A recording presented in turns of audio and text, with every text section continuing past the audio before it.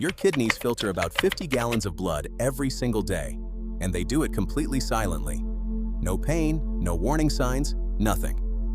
And here's the part that actually worries me a little. Out of the 4 morning drinks I'm about to show you, one of them, the one most people assume is the safest, can actually work against a specific group of people. I'll tell you exactly which one and why before this video ends.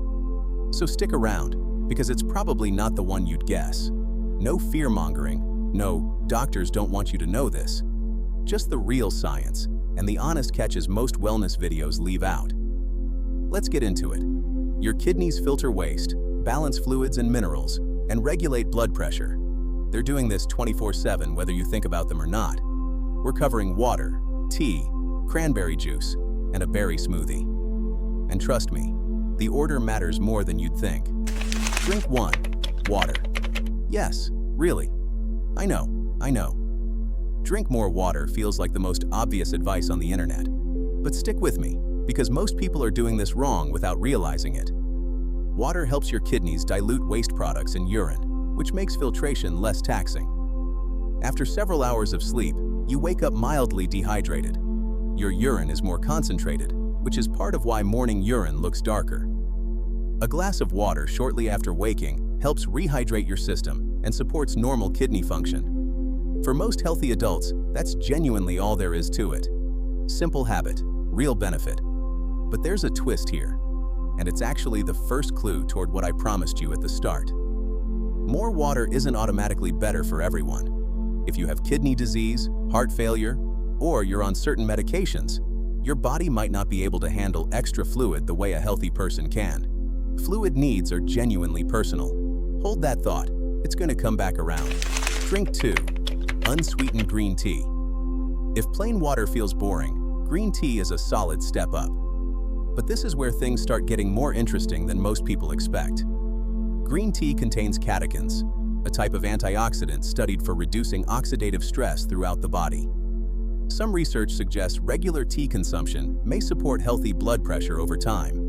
And blood pressure control matters a lot for long-term kidney health, since high blood pressure is one of the leading causes of kidney damage worldwide.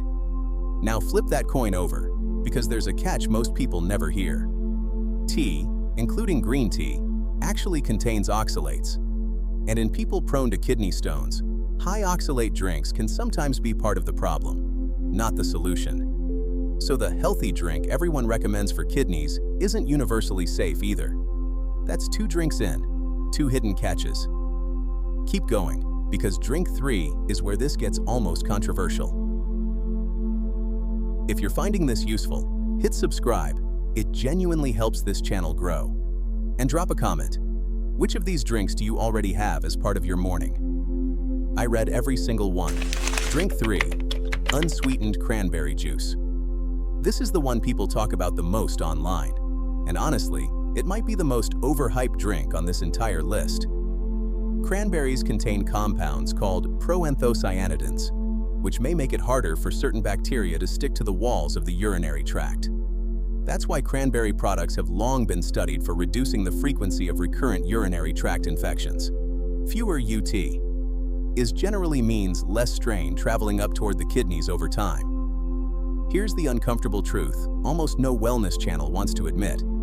Research on cranberry juice for UTI prevention is genuinely mixed.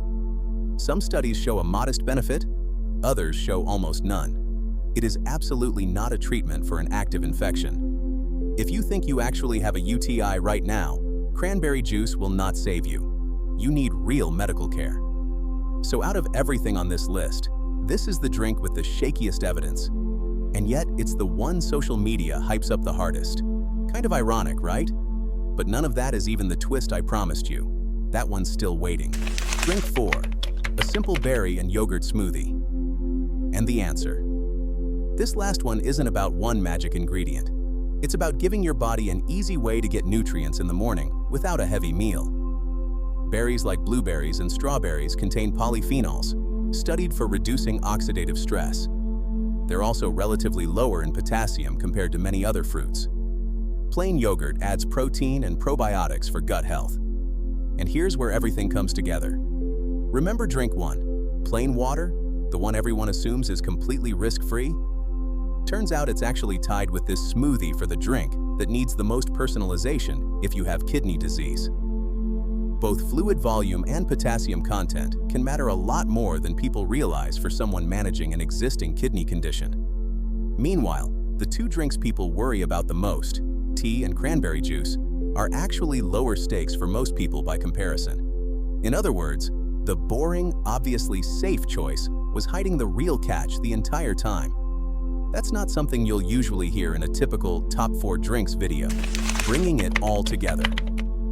So here's the full picture. Water rehydrates your system and makes filtration easier, but it's not unlimited safe if you have a kidney or heart condition. Green tea offers antioxidants and may support blood pressure, but it's not stone-free for everyone. Cranberry juice may modestly help reduce recurrent UTIs in some people, but the evidence is weaker than the hype suggests. And a berry smoothie is a gentle way to start your day, but potassium and fluid volume matter if you're managing kidney disease.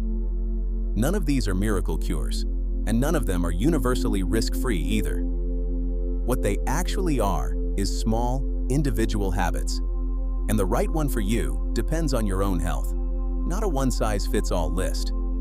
If you have an actual kidney condition, please don't take this video, or any general wellness video, as a replacement for advice from your doctor or a renal dietitian. This is general information, not personalized medical care.